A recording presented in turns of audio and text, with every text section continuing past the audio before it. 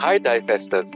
My name is Rudinav Vincent, and I am the founder and CEO of Divest, where diversity meets inclusion at work. Divest democratizes content-rich experiences, knowledge sharing, and best practices presented by DEI, HR, and business leaders from a wide range of industries who are making the business case in diversity, equity, and inclusion. In order to drive growth and provide leaders like you with opportunities, we present actionable insights that may help you with the challenges you face today and lead in creating the organization of the future. We believe this is what modern organizations need to look like. So let's jump right into it. Our guest for today is a global professional and a friend, someone I have truly admired and someone who has been very instrumental in moving the needle in the space of diversity and inclusion. Tina Sharp-Paikare. Tina is a leading global expert in diversity, equity, and inclusion relating to leadership advisory services and executive search. She is the global head of diversity, equity, and inclusion advisory services at Russell Reynolds Associates. Based in San Francisco, Tina's recent work has included the development of DEI strategy and operating models, the recruitment of chief diversity officers, and the rollout of equitable search practices to identify and assess diverse and inclusive leaders. Tina has advised global DEI councils and executive leadership teams and boards on the formation and governance of DEI functions, data-informed approaches to developing impactful DEI strategies, and recommended roadmaps to achieve DEI goals. Tina has 25 years of industry experience. She joined Russell Reynolds Associates from the Talent Advisory Board, a boutique research firm consulting, where she consulted and she founded. As managing director, Tina advised clients on managing a diverse workforce. Earlier, she was the senior director at the Corporate Leadership Executive Board and was instrumental in building the Corporate Leadership Council Solutions people analytics business. Tina started her career in organizational strategy at McKinsey & Company and has worked in sales and marketing positions at Procter & Gamble and the Clorox Company. She was also CEO of Z-Box Company, a venture-backed tech-based package delivery appliance producer whose product line was later acquired by Whirlpool. Tina received her bachelor's in commerce with honors from the University of Virginia and an MBA from Stanford Graduate School of Business. She has also completed her doctoral level coursework and is researching mindfulness and executive decision making. Tina, a warm welcome to you, and thank you so much for being a part of this series. Thank you, Rudinav. It's so wonderful to be here and to see a good friend after a few months of passing here. So great to see you. Great to be here. Thank you so much, Tina. I'll begin with a little quote that I came across. When we bring diversity to the table, we get better solutions. And I thought this is something that we need to remind ourselves every day. On that note, Tina, I'll go ahead with my first question. Diversity has been at the top of the HR agenda at the moment, but progress has not been as impressive as expected. This is particularly in the case of talent acquisition and retention. There's a study, in fact, that shows that 51% of companies don't have diversity hiring goals. Why do you think companies struggle to translate their diversity vision into a strategy that attracts and retains diverse talent? It's a really good question. And I think one that, we're seeing signs of change coming soon. I think it's really because of a lack of accountability, right? I think that what we saw after the unfortunate murder of George Floyd last summer and the resulting commitment, right, by so many companies to advance the agenda for diversity, equity, and inclusion is that so many companies did not have a DE&I function. Absolutely. Nor a leader, right? And so I think what that pointed out is that there was an opportunity for many companies to hire a leader, but that hiring a leader in and of itself doesn't solve the problem. Certainly they can be a person to help develop the strategy and shepherd the execution of that strategy as it rolls out, but the responsibilities cannot sit only on the chief diversity officer. They Absolutely. need to be distributed, right, amongst the leaders of an organization. And I think that therein the problem lies, right? It can't sit on the shoulders of one person, but it needs to sit on the shoulders of everybody collectively. Yes. And being able to define who is responsible and who is accountable is incredibly important. And I think that's the juncture where, right now we're advising a number of companies on how do they stand up their DE&I operating model in a way that's effective.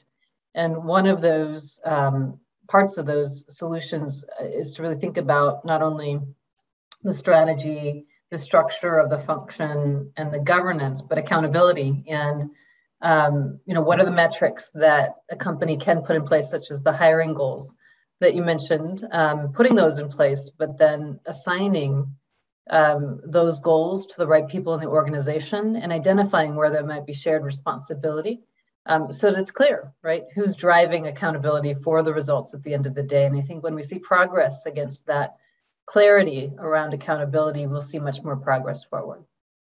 I think there's too much resting on the chief diversity officer's shoulders.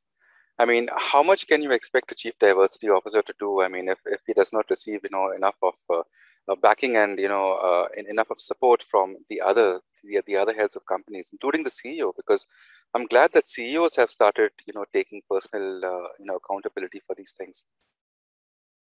Yeah, I think that's exactly right. And I think oftentimes there's a bit of a say-do gap. I think that their ambitions of companies are rather large, but when it really comes to the type of change that's necessary to move forward DE&I on the agenda, an organization is not necessarily ready for all of that change at once. And so I think being realistic about the type of change that the organization can realistically handle is very important for the success of any chief diversity officer. Oh, absolutely. In fact, that was actually coming to my next question. I mean, we are seeing an increasing level of frustration levels, among chief diversity officers who are not being able to effect the change. So, I mean, what do you think, Tina, are those hurdles that chief diversity officers often encounter while effecting change? Yeah, I think part of it is a say-do gap, but part of it is a lack of resourcing. I think we took a survey of 150 large-scale companies, size on average of 50,000 employees, and the average budget was less than $500,000, right? So if you think about just the per employee spend, it's not quite enough to move the needle for any business problem that is of significance. It's nothing. So really thinking, right, about the resourcing, not only from a budget perspective, but also from a headcount perspective, because the sheer amount of work needed to simply manage employee resource groups across that size of an organization is in and of itself a full-time headcount, let alone the strategy and the management of a council and the delivery to different business units across the world. Really does require at least a strong center of excellence model to begin to deliver that effectively. Absolutely, Dina. In fact, diversity officers are, looking at the current landscape, especially in North America, diversity managers are in demand today. But I mean, when it comes to a complex and a fast evolving space that we currently are, and especially with the kind of disruption that we've seen in the last few months or so, what should companies prioritize when hiring chief diversity officers? I think that the answer depends on the mandate. And this is the question I always like to ask is there a workforce mandate? Is there a business mandate? Is this a community mandate?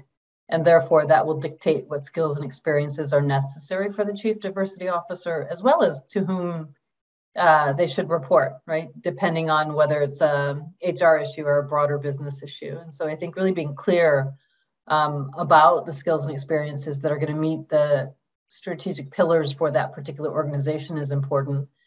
And then also thinking about the career development of that chief diversity officer. I think that we're seeing those who've been in the seat for, let's say, 10, 15 years or so, expanding their responsibilities to broaden beyond D&I to also incorporate broader topics under the ESG umbrella. Yes. In addition to that, we're seeing culture, we're seeing the merger of talent with DE&I, and really thinking through, what is going to be attractive to a chief diversity officer to continue to grow their skills and experiences as the organization grows. Absolutely, Tina. In fact, one of the post-pandemic, rebuilding challenges at the moment is, the shortage of talent. that we all know, and companies are increasingly voicing this out. I mean, there is a huge shortage of talent in the market, especially when it comes to, entry level labor, and when it comes to, leadership pipelines. Companies are, struggling to find the right people. Some say that, the talent shortage is a problem of diversity, So, I mean, again, like you mentioned about accountability, what are those critical and immediate steps that companies, that are necessary for companies to actually address this issue? How should companies address this issue of talent? Yeah, I mean, we're absolutely in the war for talent. We're seeing it obviously in the business that we're in.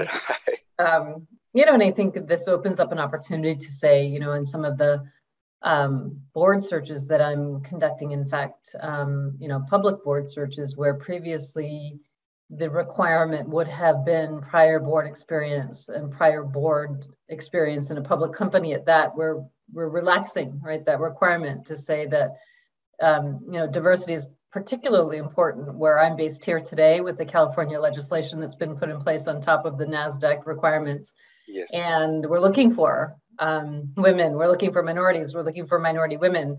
And the pool of people who have served previously on public boards is very thin when you add all of those dimensions of diversity. And so we're opening up the aperture to say that those with the demonstrated skills and experience in other contexts would be pools that we'd be tapping into. And so I think similarly, right, companies need to look a little bit more broadly at adjacent talent pools to bring in the diversity. And once they get that diversity in the door, being realistic about it's those people that are getting all the calls and figuring out ways to help develop, grow, and advance that talent in a way that they really succeed within their organizations.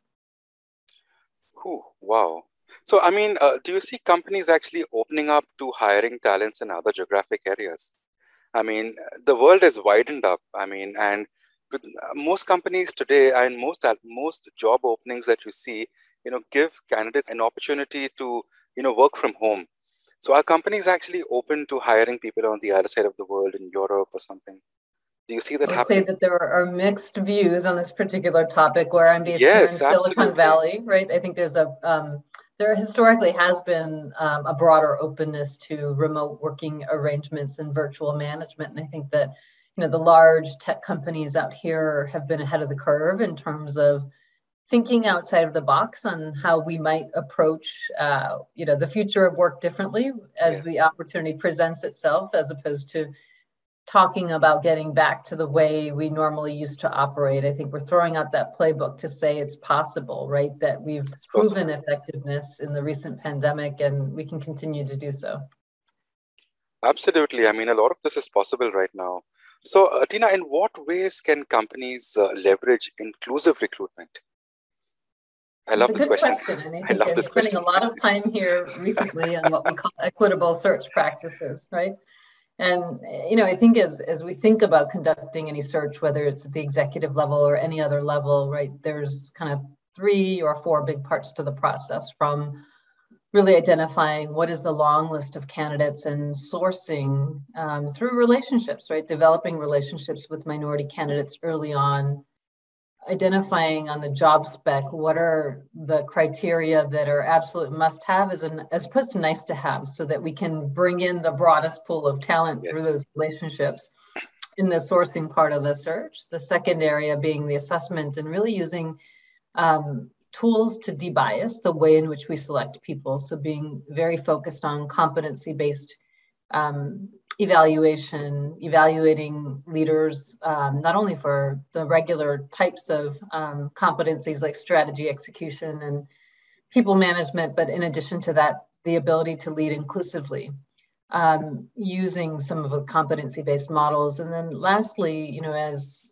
making the selection, really providing the kind of candidate experience that an underrepresented minority might want to see and feel, that they're not going to be the only one, that are going to have some affinity and camaraderie along the way. And so I think those are all strategies that can be used to bring more inclusiveness to an entire search process. So to summarize today's discussion, companies have been struggling to translate their diversity vision into a strategy that attracts and retains diverse talent. While there are signs of change, accountability remains a collective responsibility of all business leaders. For companies to hire a chief diversity officer, they need to define the right skill sets based on what meets the strategic pillars of the organization, apart from having a clear mandate, whether workforce, business, or community.